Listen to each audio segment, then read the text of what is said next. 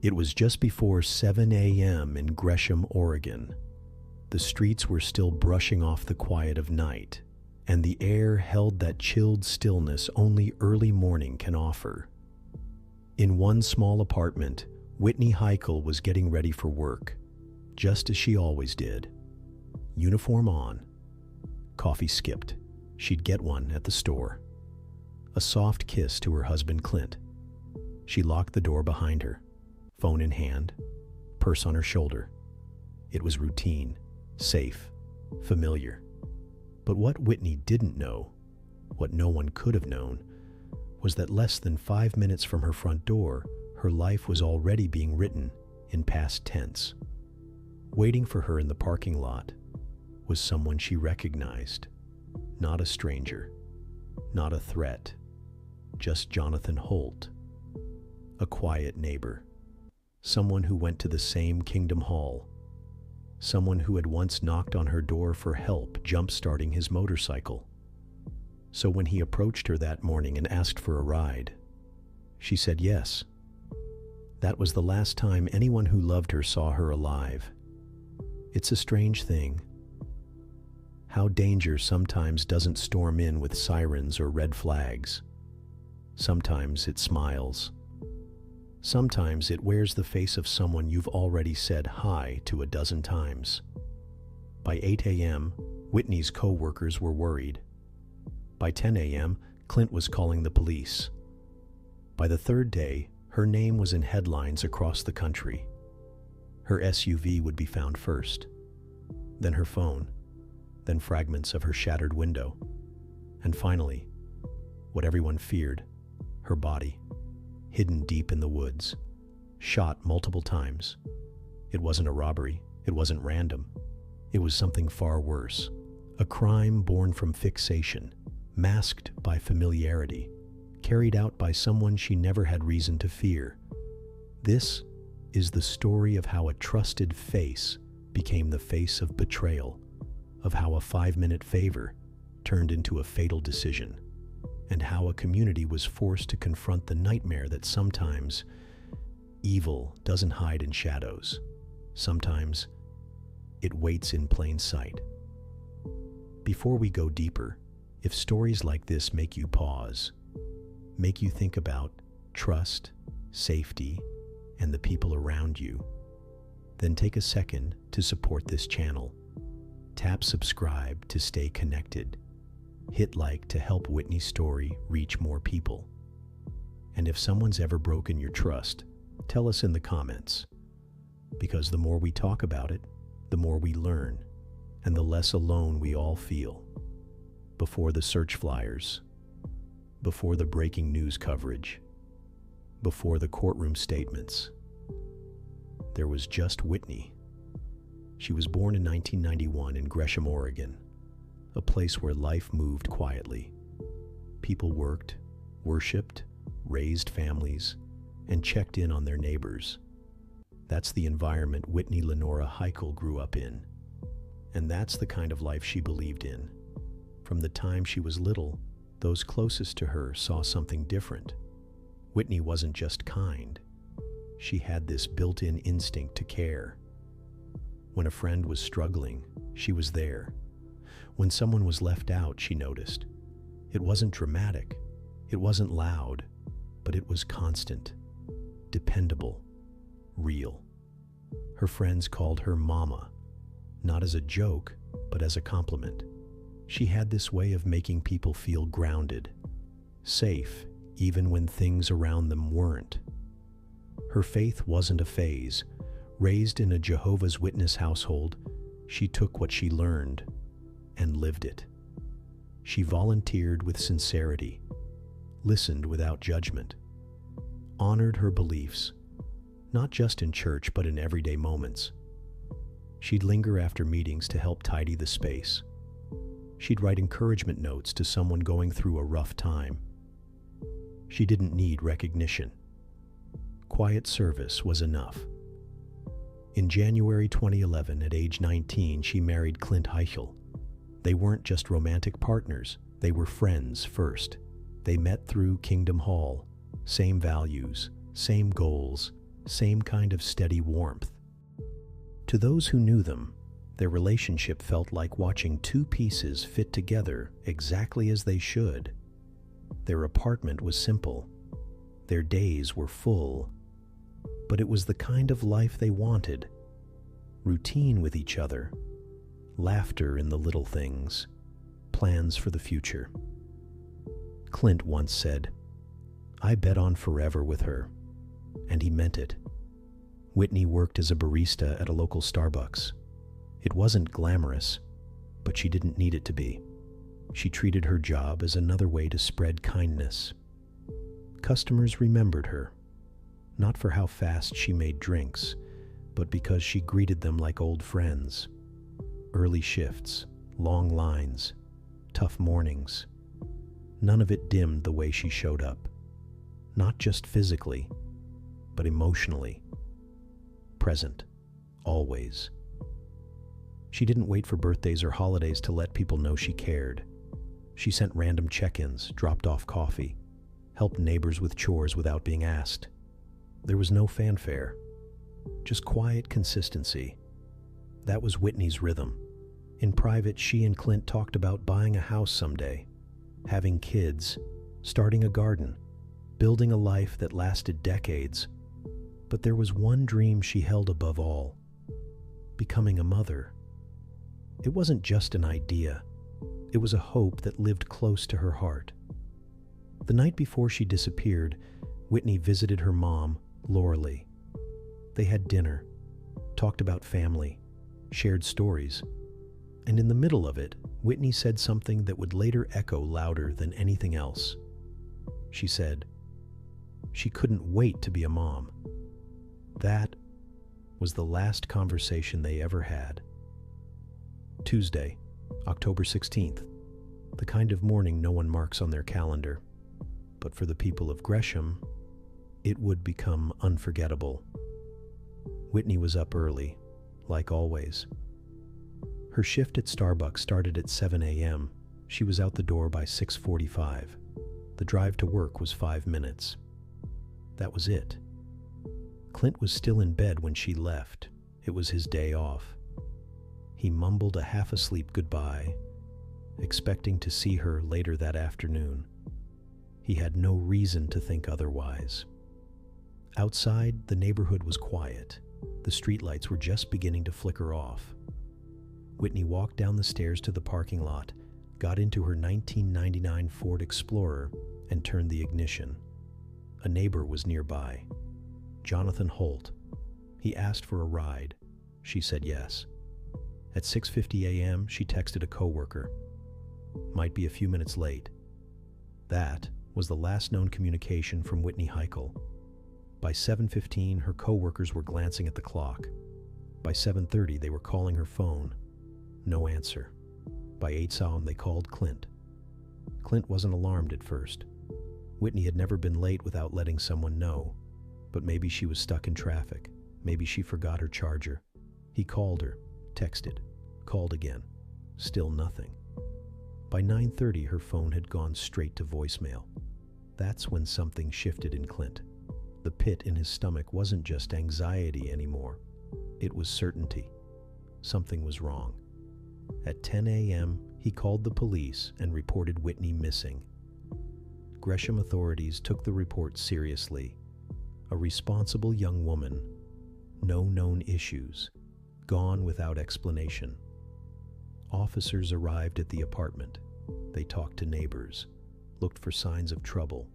There were none. Clint started calling family, friends, the congregation. Within hours, flyers were printed. Text chains lit up.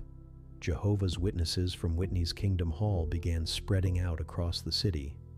Every gas station, coffee shop, and intersection became a search post. People who didn't even know her showed up to help. She had that kind of effect, even through secondhand stories. That afternoon, the search expanded beyond Gresham. Volunteers walked trails, checked parking lots, revisited her normal routes. By the end of the day, nothing. No vehicle, no signal, no Whitney. But something about how she disappeared made people uneasy. No confrontation, no call for help, no crash. It was as if she'd just been rerouted. Clint barely slept that night. He sat by his phone, replaying every small detail, the quick goodbye, the smile, the fact that her purse was missing, but nothing else in the apartment had been touched. Day one ended with more questions than answers, and the clock kept ticking. By the second morning, Whitney's name was everywhere. Search crews had doubled. So had the fear. At 11:17 a.m., less than 30 hours after she vanished, volunteers spotted her SUV. It was parked outside a Walmart in Wood Village, roughly 6 miles from her home. From a distance, it looked intact, but up close, it told a different story. The front passenger window was shattered. The license plates had been removed. Inside, something felt off. The seats were pushed back. There was dirt on the floor, smudges on the glass, things out of place. Police locked the scene down immediately. Her keys weren't there. Neither was her phone. The vehicle had been dumped, and whoever did it tried to cover their tracks. But they hadn't been careful enough. Investigators collected prints from the steering wheel, door handles, and rear-view mirror. The SUV was towed for lab testing. Forensics would take time, but even before the results came in, other signs were pointing somewhere. That same day, Clint and the detectives reviewed Whitney's bank records. 2 charges jumped out. Back-to-back ATM withdrawals made the morning she vanished. 2 different gas stations, only minutes apart. Security footage from one station showed a dark SUV pull up at 9:14 a.m., roughly 2.5 hours after Whitney had left for work. The camera was old, grainy, but the shape of the vehicle looked like her Explorer. There were 2 people inside. Whitney was in the passenger seat. Her face wasn't clearly visible, but her posture was stiff, frozen, silent. A man was driving. He stepped out, inserted her card, pumped gas, and drove off. His face was turned from the camera, hoodie partially up, but it was clear he wasn't there by invitation. This was no ordinary theft. This was control. This was possession. If this story has you holding your breath, pause for a second. Like, share, subscribe. Because the more people who hear this, the harder it becomes for stories like Whitney's to be forgotten. Back in Gresham, the community mobilized even harder. Volunteers hit new search zones, parks, trails, wooded back roads. Anything within 30 miles was mapped, flagged, and walked by foot. On Wednesday morning, a Kingdom Hall member found something in the bushes near an apartment complex in Troutdale, Whitney's cell phone. It had been tossed. The screen was cracked, but it still lit up. Her background photo was untouched, a picture of her and Clint smiling together. A text had come in after she went missing. She'd never seen it. Nearby, shards of glass matching her SUV window were discovered, scattered on the edge of a bike path. The same morning, one of her missing license plates turned up on Larch Mountain, tossed into the brush near a gravel turnout. Each clue was like a breadcrumb trail, but not one she had left. This wasn't someone fleeing in panic. This was planned. Items were spaced out, discarded deliberately. A route was being erased. And yet, the person behind it all had made a critical mistake. Because back at the lab, the SUV had already started talking. Investigators found prints on the steering wheel that didn't belong to Whitney. More importantly, they recovered DNA, sweat traces, skin cells, embedded in the gear shift, door, and seatbelt latch. It didn't match Clint. It didn't match Whitney, but it did match someone else. Someone who lived in the same apartment complex. Someone who went to the same congregation. someone who had already been interviewed twice. Jonathan Holt. He'd approached police early on, acting helpful, said he'd seen nothing unusual, volunteered information about Whitney's routine, expressed concern.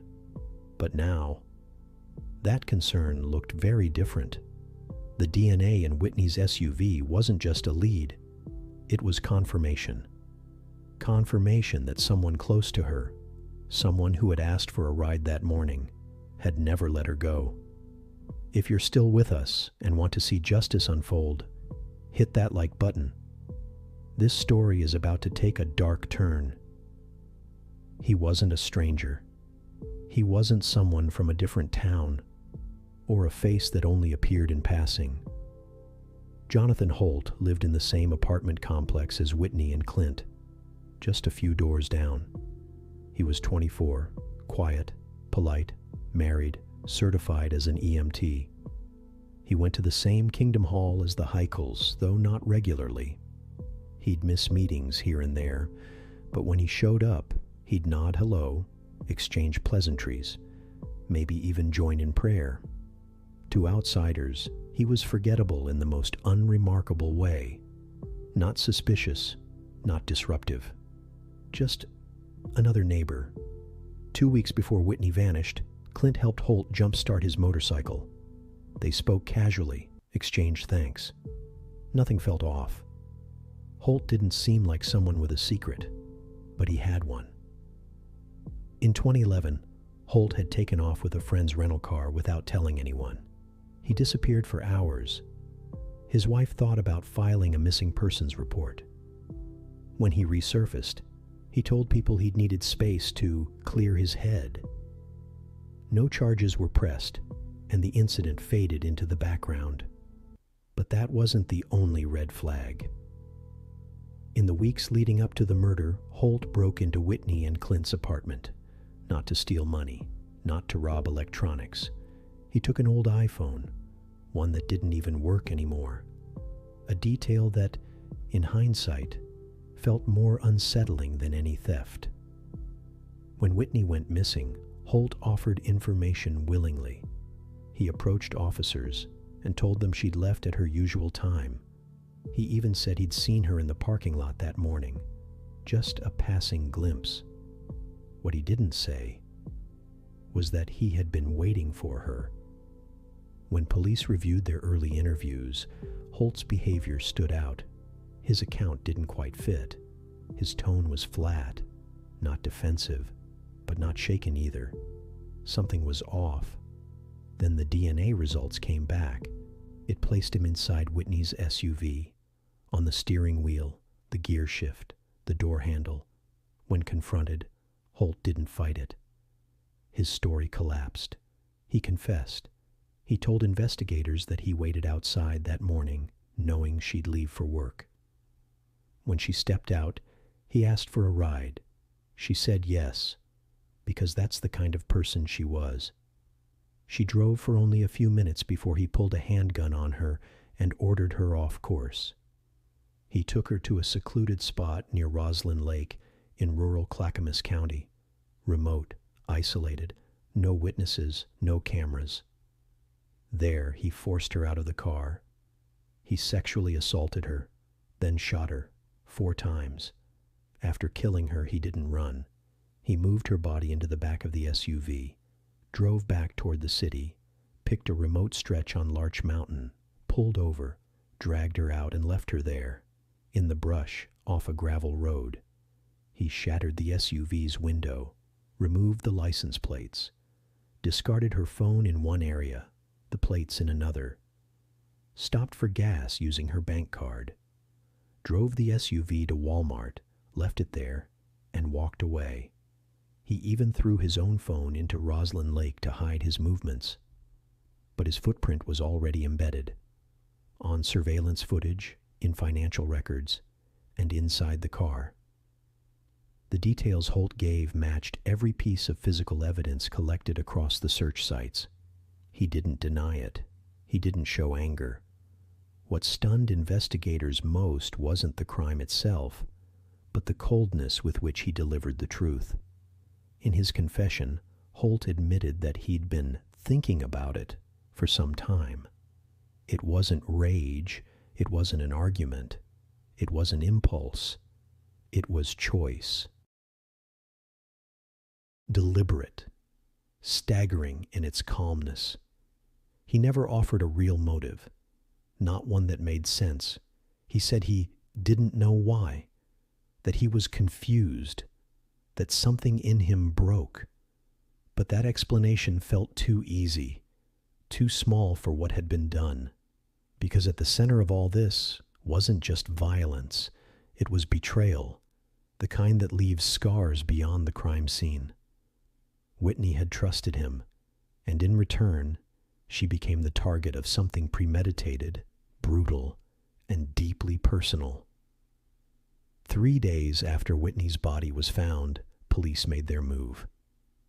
Jonathan Holt was arrested late Friday evening, charged with aggravated murder, kidnapping, robbery, and multiple other felonies. News of his arrest shattered the community. People had hoped the person responsible would be caught. They never expected it to be someone from within their own circle, someone who had sat in the same rows at Kingdom Hall. By Monday, October 22nd, Holt was in court. He didn't appear in the courtroom directly. He stood behind a screen, visible through a live video feed, wearing a suicide prevention smock.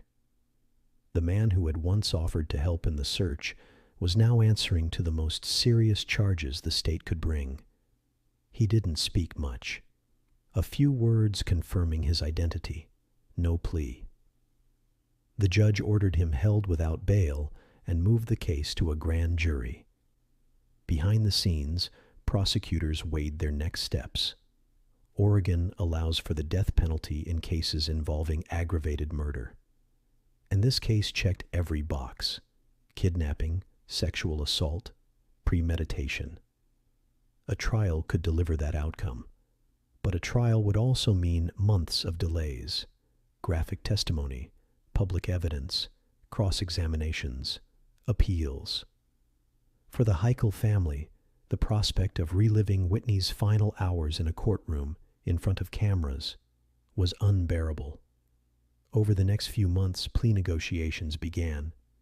In July 2013, Jonathan Holt pleaded guilty to 3 counts of aggravated murder, as well as kidnapping and robbery. In exchange, the state dropped the death penalty and agreed to a life sentence without the possibility of parole. When the plea was entered, Clint and Whitney's family were in the courtroom. They listened as the facts were read aloud. They looked at the man who had stolen their daughter, their sister, Clint's wife. And then they spoke. Clint stood and addressed Holt directly. His voice cracked but remained steady. "I miss her tremendously. My life has been ripped apart and turned upside down thanks to your lack of self-control and selfishness." But then he added something few expected. "I will see her again. You will not." It wasn't anger. It was certainty, grounded in his faith. Whitney's sister, Chelsea, delivered a sharper blow. Her pain hadn't dulled. "You are weak. You are ugly. You're a coward." Every word hit with the weight of grief and rage. When Holt was given the chance to respond, he kept his head down. "I want to say that I'm sorry, but I know it doesn't mean anything." He didn't explain why he did it. He didn't ask for forgiveness. He simply admitted guilt, accepted the sentence, and returned to his cell. The judge, Jeffrey Jones, made his own statement clear. "There are times I wish the law allowed for more," he said, "but this plea ensures justice. It spares the family, and it ends this case permanently." Whitney's family didn't celebrate, but they didn't protest either. Clint later said he didn't want Holt executed. He believed final judgment wasn't his to give. In a moment few could have predicted, Whitney's mother, Lorelei, later visited Holt's family. She hugged his mother. She sat with his wife. not to excuse what happened, but to recognize that pain doesn't isolate itself. She said Holt's family had lost something too. Maybe not a life, but their entire future as they knew it. That act didn't go unnoticed. Forgiveness doesn't erase consequences, but sometimes it draws a line between what was taken and what we choose to hold on to. When the search ended, grief settled in, but something else rose alongside it: unity. The people of Gresham didn't go back to their routines after Whitney's body was found. They showed up, again, not to search this time, but to stand with the family. Hundreds of strangers lined up to light candles. Entire streets lined with flowers. Local businesses placed ribbons in their windows. Her face, once on missing posters, was now part of a community in mourning. At her Starbucks, co-workers put together a table with candles and framed photos. Customers left notes. Some came in and said nothing, just dropped cash into a collection jar and walked out. On one weekend, baristas donated their tips, not because they were asked, but because they needed to do something. Dutch Brothers, a competing coffee chain, donated half a day's revenue across multiple stores to Whitney's family. Rivalries didn't matter. It was about people showing up.